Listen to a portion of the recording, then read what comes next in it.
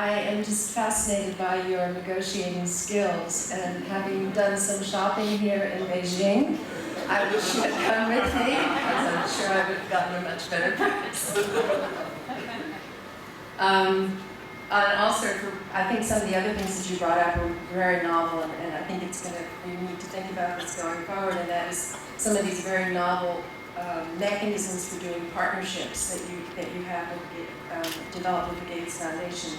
And I also think what we heard from Ray too is a lot of innovative thinking. We tend to think of innovation very much in the technology area and using technology, but I think you've given us examples of very innovative thinking in terms of how to develop policies and programs and how to execute them.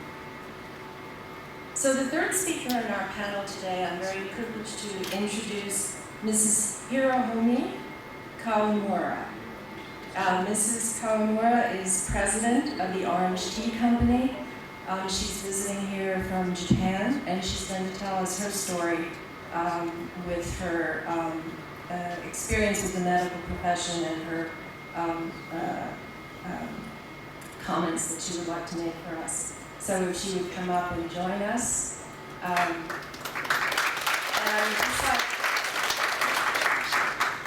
to point out, I commented to her about her beautiful kimono, and she pointed out to me that the color is in representation of her company, Orange Tea, and that there's actually some of the color of the tea leaves that's represented in the color scheme.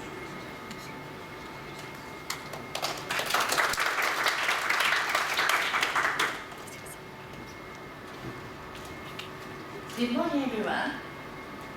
My name is Hiromi Kawamura, and I am the president of Orange Tea, which is a cancer patient self-help group for women.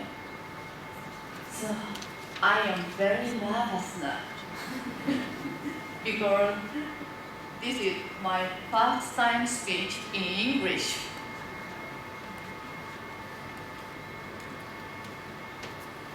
I have come here today from Japan's Shizuoka Prefecture.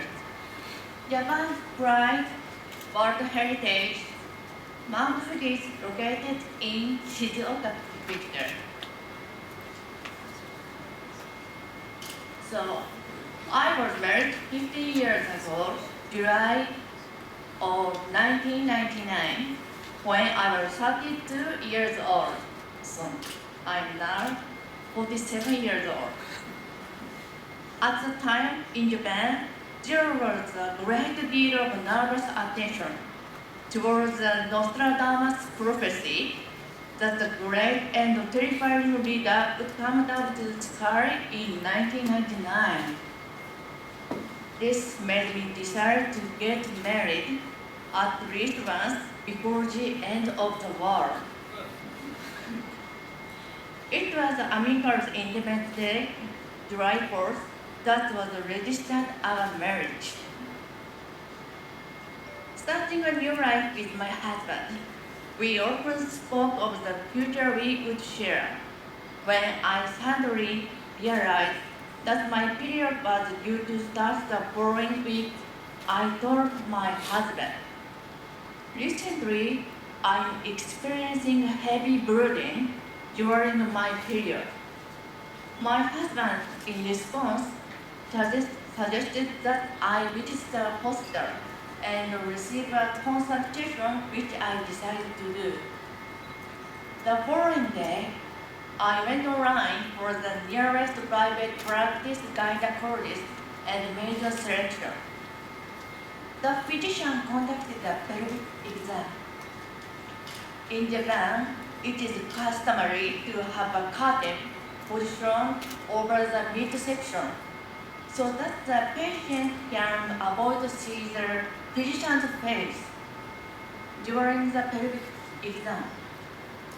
I could hear, however, the physician mumbled over the curtain, "This is cancer." This was how I first learned I had cervical cancer. It is after 7 days only from my marriage. I was told by the physician, that I was stage 1B cervical cancer adenocarcinoma. The procedure to be taken was to conduct a radical hysterectomy involving the removal of my uterus, ovaries, and the surrounding lymph nodes.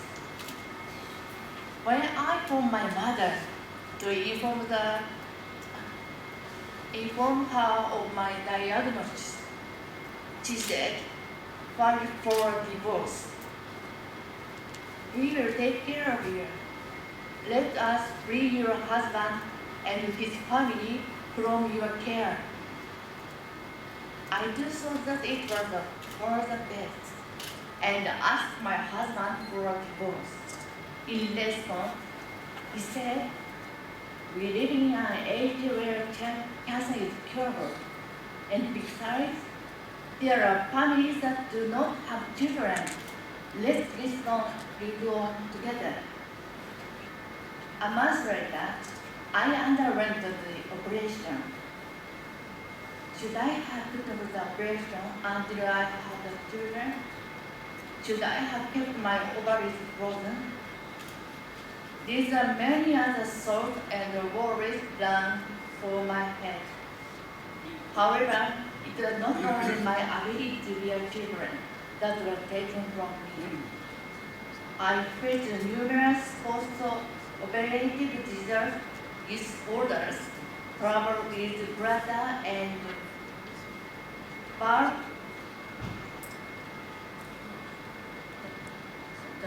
movements, missing ovaries, as well as sexual intimacy. To add to this, I am constantly worried about the social stigma that comes from the widely held belief that cervical cancer is a result of women's overreactive sexual behavior. Until recently, I carried around these worries alone.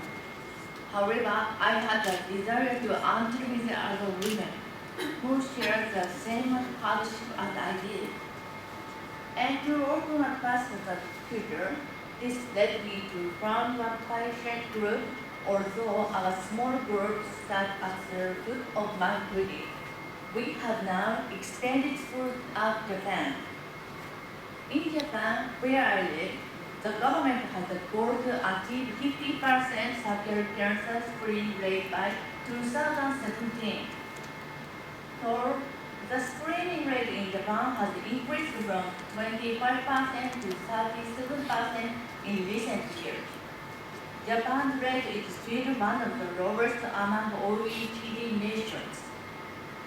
Understanding and awareness about cervical cancer is limited, and is particularly low among the younger generation, despite a government initiative first launched in 2009 to distribute free cervical cancer screening coupons to women between the ages of 20 and 40. The screening rate still remains low. The main reason I continue to voice the need for women to be screened is because I have seen far too many young women participate in our patient group who lost their lives because they had a neglect to be screened. Currently, although I conduct cervical cancer screening PR campaign across Japan, I have come to realize that there is a limitation to enhancing individuals' consciousness through drawing attention to the issue alone. The cultural aspects of Japan and the fact that cervical cancer screening is not included as part of our human standard health exam. A major factor behind the low screening rate in other nations, especially in developed nations, screening is increased as a standard component of emergency health exam, results in cervical cancer screening rate over 8 to 90%. From here, I would like to call on the government of Japan to recognize the necessity to include cervical cancer screening was a standard component of women's health exam. At risk for women between the ages of 20 and 40. On a daily basis, I am a public employee of Shizuoka Prefecture. Between my jobs, I spend my time supporting patients and conduct awareness activities. I have continued to work after being diagnosed with cancer while battling with the side effects.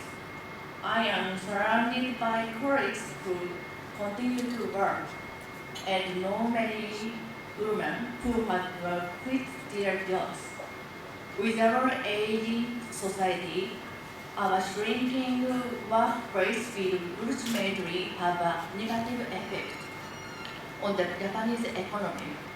In Japan, according to the Age Society White Paper as of October 1st, 2013, the ratio of those over 65 represented 25% of the population. This is the highest rate recorded, reflecting that 1 out of 4 Japanese are already elderly. As of 2012, Japan's average lifespan for men is nearly 80 years, and for women over 86 years, it is predicted that by the year 2060, men will live to over 84 years, and women nearly 91 years. This white paper stresses the importance of being prepared for a 90-year lifespan, both financially and in staying healthy. In 2013, the Cabinet Office conducted a public attitude survey, and according to the result, over half responded that they wish to continue to work after age 65. This has resulted in proposal to support efforts toward developing cancer skills and in improving health in preparation for a workforce of over 65. In this super-aging society, the importance of having active women in the workforce has been recognized. It is necessary, therefore, ensure that women's health care at an early stage is provided. In addition, Japan has a birth rate of only 1.36. Because of this, the problem of reproductive health has become a hot topic. These two issues make it doubly important that screening to detect cervical cancer, especially among women between 20 and 40 years of age, be a part of women's standard health exam. It is evident that not only Japan, but in all APEC nations, women's role within society. The family and the economy has grown and is growing year on year. I no longer have a womb and can't have children. Although I love children and had a dream of raising children and building a family, cancer has taken all this from me. I have shared my experience with you. If all of you will join me building awareness towards cervical cancer and in assisting those who are working to develop new methods to cure and prevent cervical cancer, I believe we can make a difference. Although I am physically unable to become a mother, I hope and believe that through my efforts, I can help give life to a future society and become a global mother. I would like to call upon APEC nations, patients, physicians, and everyone to join hands and together to build a bright future. Please, to be more than your cooperation. Thank you very much.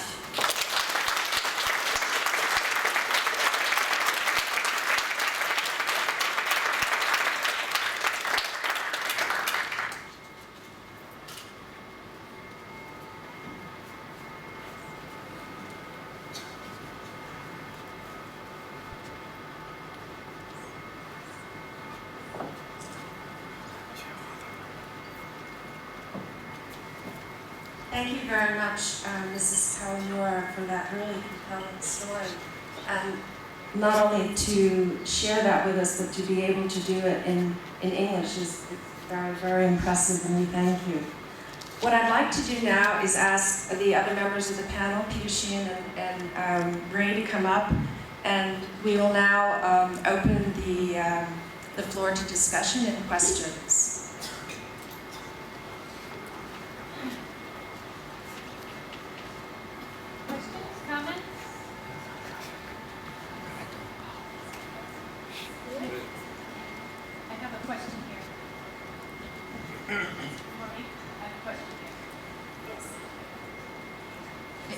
Thank you so much for all the speakers. I really like this session as so impressed and touched by the stories and from different aspects. My questions for actually for Rin. So because Bill Gates Foundation already funded us, like Professor or team to develop a very good fast KHPV. It's very it's low cost and easy to use to spread all the country, all the world. So then right now I think that it's very important to spread these very good technologies. So does Bill Gates Foundation have any plan to how to promote these tests in all over the country, provided especially the women from the low middle-income countries for their some kind of prevention? Thanks for the question. As I mentioned earlier, our overall, we call it programmatic strategy, is to investing in the development or improving the existing technology to make them cheaper and easier to use, or developing new ones. And if the product actually reaches what we think is the right function and price range, the distribution of tape is up to the, we call it global market. So which means we usually do not involve in the further purchase and distribution. For example, we invest heavily in different type of vaccine. HPV is one of them, and we use different approach to reduce the cost, either by negotiating with existing manufacturer or producing a new one. But those companies, once they made it to the lower range, middle-income countries often will just buy themselves, and the lower-income countries will be actually acquired through the lobby system in the case of the vaccine. So we of course support the operation of the lobby, but we are not the purchaser.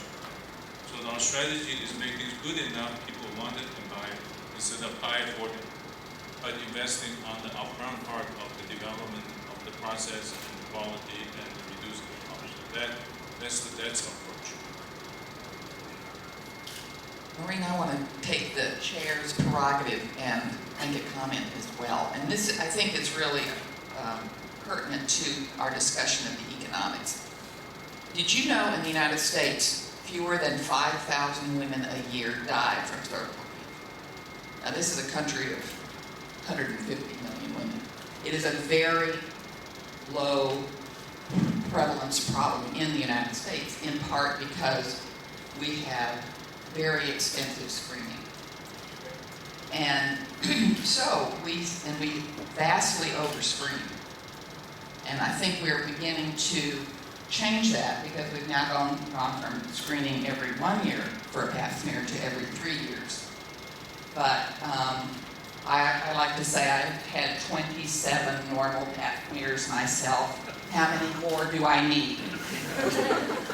And I've made a decision, no more. Even though people still want to give me a pap smear. So this is a real problem we have in our country because we're spending a lot of money that we don't need to spend on a disease that has been well controlled. We are now working to vaccinate all little girls and all boys now. So I think we're going to be supporting the global access in our country with the vaccination program, which I support. But again, we have many other problems in my country so we don't need to screen everybody. But what we do need to do, almost all of those cervical cancer deaths in the United States are among women who have not been screened. So we need to take that money and find those women and help them get screened. That's where we need to put our money, and that's not particularly happening in my country. Just wanted to make that point.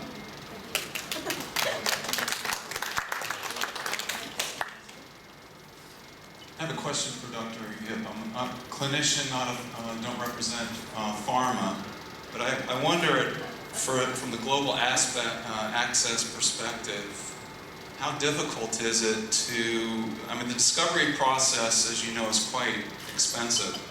Every new drug that comes out, there's 20 that don't make it. These companies have to recoup costs. So it's not just as simple as looking at that one drug. And these people that are involved in the discovery process are really directing us towards the future and to not reinvest in these corporations and invest in people that can use that technology to make it less or more affordable is a little bit of a challenge. Should we keep investing in people that are advancing the discovery process to improve healthcare around the world, or should we actually kind of shortchange those people? It's a difficult question, so I'd like to know your view. No, it's a great, maybe I didn't make that point clear. I totally believe the pharmaceutical company should charge for the R&D cost as part of their product going into the market. It's absolutely necessary. And they should also make a decent profit, so they will keep on reinvesting in other programs. So that's a principle. I'm 100% believe in the market approach. Now, so if I come across something like the company should give away some of their investment so the poor people have access, that sounds too simplistic. The way it works is that they were never able, let's just make the example, let's say the poor families or the countries, if they were never able to buy any of their products, zero. So for the rich country, they already developed a business plan, focus on selling to the countries and the people who can afford. And they already come up with the calculus to recapture their investment on those markets. And meanwhile, there's no market in the poor places. Now, so we are arguing, saying, in the poor places now, if we arrange a pathway for you to sell it at the cost of the goods, not the cost of the goods plus R&D, plus market, cost of goods plus profits, you will make additional profit that you will have zero income in those countries. You know what I'm saying? Because let's say if I make 1 million doses before can only sell to American, and I can make $100 for those 1 million. And I already calculate that by selling that 1 million doses in the United States, I will recapture all my investment. But now we say, how about 3 more million doses in Africa? But where in those Africa, you don't recapture your R&D, you only recapture your cost of manufacturing and processing plus a profit in addition to that. So which means basically the rich country people subsidizing the R&D, the investment for that part. The poor country people benefit from that. And the reason, that's still additional profit. 30% profit of a cost and good of 30 million doses, say 3 million additional doses, is a profit they wouldn't have otherwise. You know what I'm saying? So they actually make more money. So they're not giving away. But if they say every pill we sell has to distribute R&D costs, the African has to pay the same amount as the American has to pay, then there's no deal. But then they make less money because the African will not be able to afford cost sharing R&D costs. So that logic, some of the company now gets it. I mean, Gilead, I made an example. The company now makes the cure for hepatitis C. They got it. They said, I'm not going to sell for $80,000, of course, in poor country. I'm going to offer them $2,000. But do they make money on the manufacturing of those $2,000? I would say they will. But that would be a market they would have zero income otherwise. Do you get? So I'm not asking farmers to not charging for R&D, but charging R&D only for the market they can charge. The places they couldn't charge, they couldn't make money, they might as well come up with a different scheme. That is how we did with HIV drug. That's how we did with many other products. That's how we right now have a $4.5 Gavi HPV, but at a very small volume. But you can't describe this. You can't describe this as following the market. I mean, you're intervening in the market for a good end, namely to make it more effective. You start off by saying, you support the market. Well, if you're a government doing this, this would be a government intervening in the market. I personally don't think the market is everything. So you're intervening in the market to make it more effective for the poor as well, but I don't think you can also gloss it that you support the operation of the market. But so, I support they make more money. well, there'll be different views. I'm sure the companies have different views about what money they make. Yes, I'd like to ask Minister Subramanian to make some Thank you. Ray, I should actually congratulate his skills. Because yesterday I went shopping to Silk Street in Beijing, and I was advised by my people, if you go there, you must actually start off with 20% of the offered price. And having actually successfully bought a product for 20%, I'm just wondering whether I should offer 10% of the offered price. So that is the shock that you're reading from. So I think Bill Gates Foundation has got the correct person to ensure that poor countries will get affordable drugs. I just want to answer one question which you asked, so that if you are put into a corner and asked to choose between vaccination and pap smear, although I did say that we have the facility of offering both, but hypothetically, I think I'll put my money into vaccination.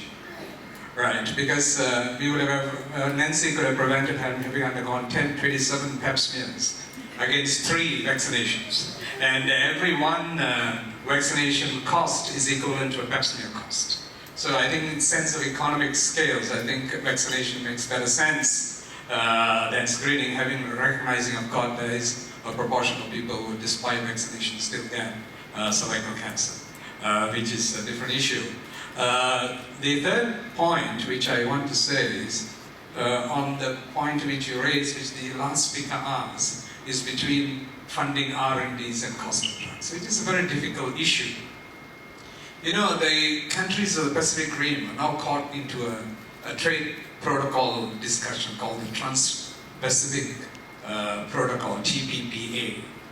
And one of the issues which we face, for example, Malaysia has against a proposal from the United States, is the request that patency period for primary drugs be increased drugs by another extra 5 years. I mean, the logic was, of course, you must make that available so that drugs companies are motivated to invest in new drugs. Otherwise, it will be difficult because the view which different countries of the 13 countries involved in this negotiation take, all those countries which are consumers of generic medication as their primary thing are opposing. Whereas the few countries which are actually involved in innovative drugs are actually supporting it. So it depends on which angle you look from it. So as far as we are concerned, we are actually opposing it vehemently. Because that will delay the availability of generic drugs for us, because which we want that to come as early as possible, like what you're saying. And any attempt to actually increase that will definitely delay its agent. So it's a difficult issue. And I think probably, but we all recognize that money has to be put in R&D, otherwise you won't have new drugs. You won't have innovative drugs. So there has to be a balance. I think the global community has to look at this challenge.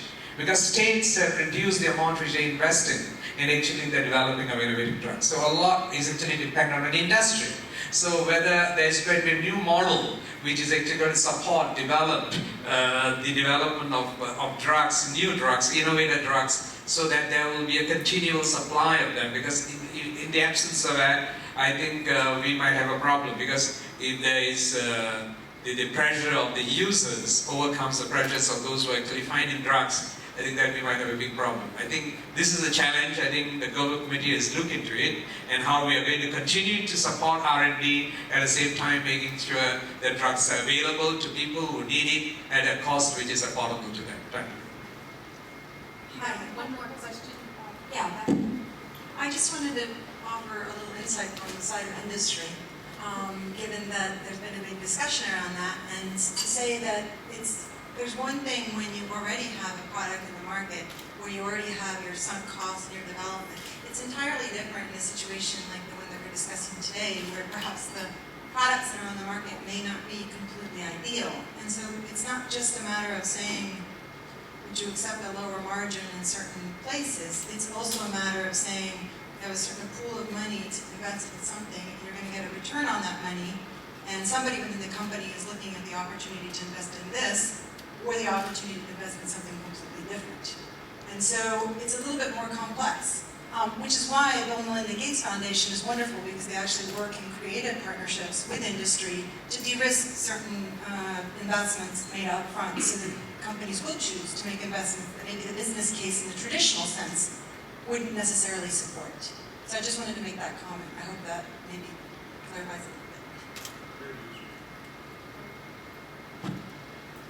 I think we're in the sign here that for the sake of time, we're going to have to close off this really exciting discussion. I want to thank you all for participating, and the speakers will be here, and we're going to actually have a tea break now, so we can continue these conversations while we're having our tea.